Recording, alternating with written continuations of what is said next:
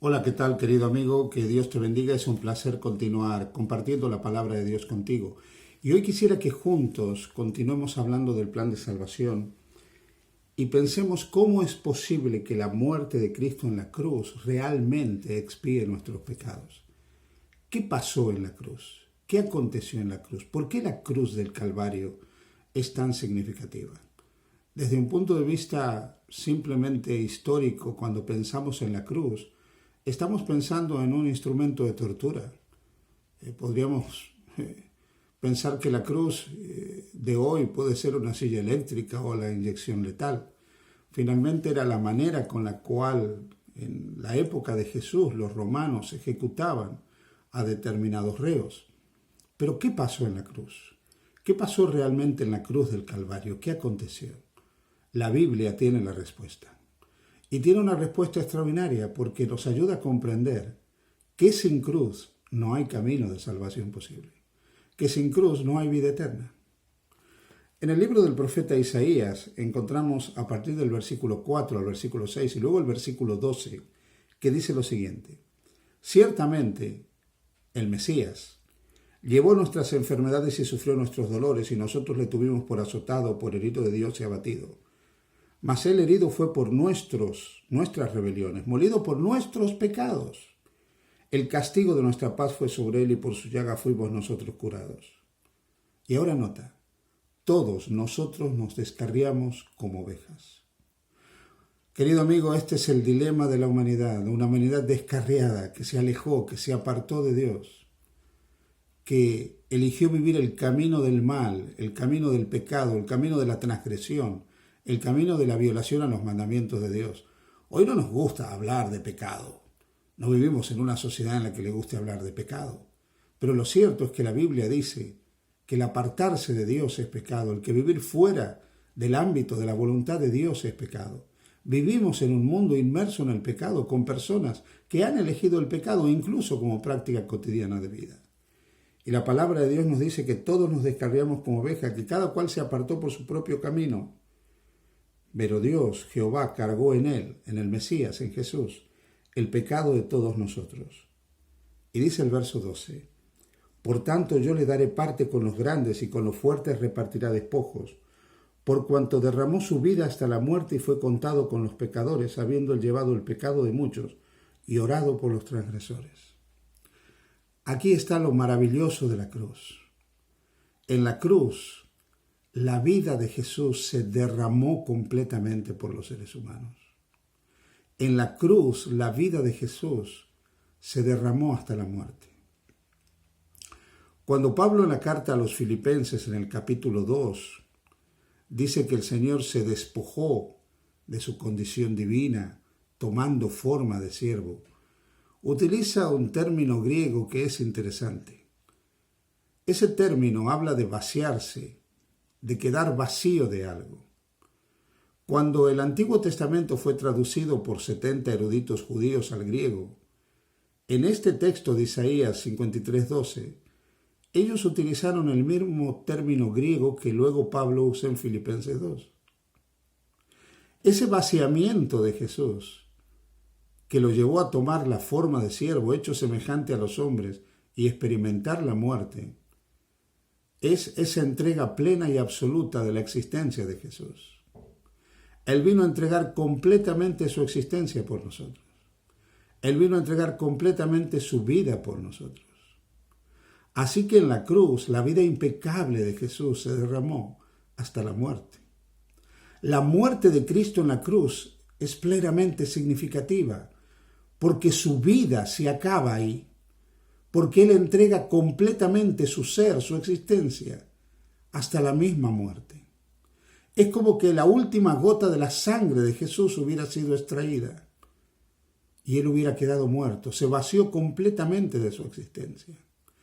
Por eso cuando el Evangelio de Mateo en el capítulo 20, versículo 28, registra la entrega de Jesús, dice: el Hijo del Hombre no vino para ser servido, sino para servir y para dar su vida, entregar su vida en rescate por muchos.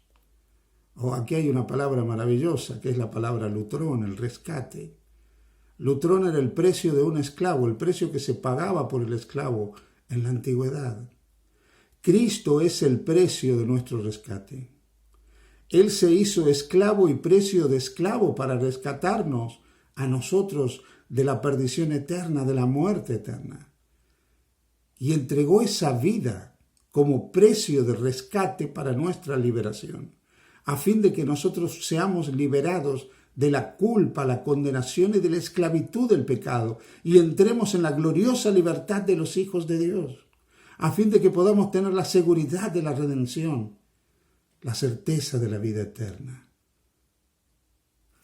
La Biblia nos dice en Isaías 53:8 que fue cortado de la tierra de los vivientes y por la rebelión de mi pueblo fue herido. Y el versículo 11 dice que por su conocimiento justificará mi siervo, o sea Jesús, a muchos y llevará la iniquidad de ellos.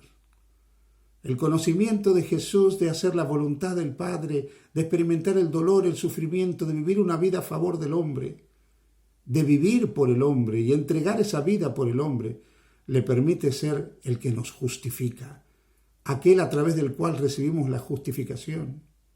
Somos declarados justos porque Él es justo. Y esa vida justa es puesta a nuestra cuenta, como ya explicamos.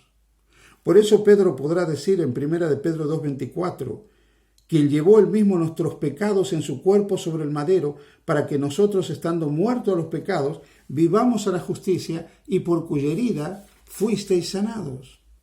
Queridos amigos, en esa cruz nuestros pecados fueron llevados por Jesús. Ese cuerpo de Jesús que nunca había conocido el pecado, que nunca había cometido el pecado, fue tratado como el cuerpo de un pecador.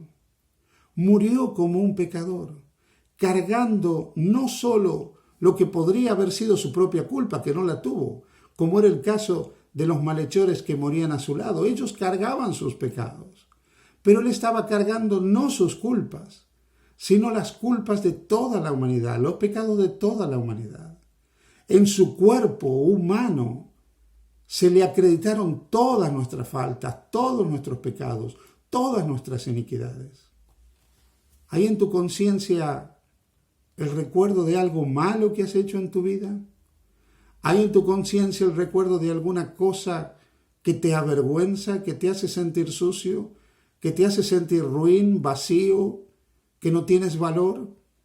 ¿Hay en tu conciencia un sentimiento de culpabilidad por algo que has hecho? Quiero decirte que Cristo ya cargó con eso. Cristo ya llevó esa culpa, ya llevó esa transgresión. No importa lo horrible que uno pueda haberse comportado en la vida, no importa lo grande y horroroso que sea el pecado a los ojos humanos, Jesús ya los cargó, Jesús ya murió por ellos, Jesús ya los llevó y entregó su vida por esos pecados. El castigo de nuestra paz fue sobre Él, y por su llaga fuimos nosotros curados.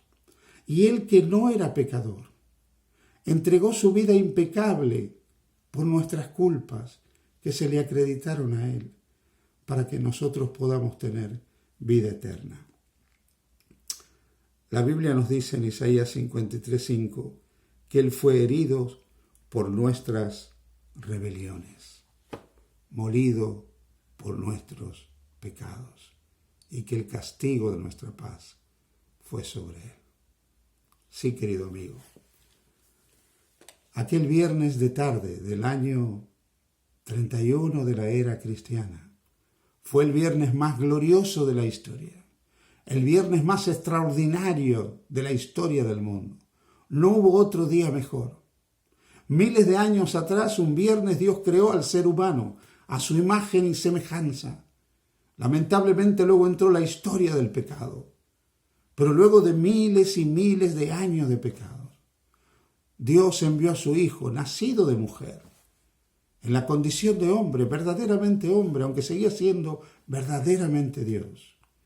Y un viernes, el mismo Dios que había hecho la creación del ser humano, recreó a la humanidad, restauró a la humanidad y trajo a la humanidad una nueva vida ganada por la vida perfecta de Jesús, una nueva vida ganada por la obra redentora de Jesús.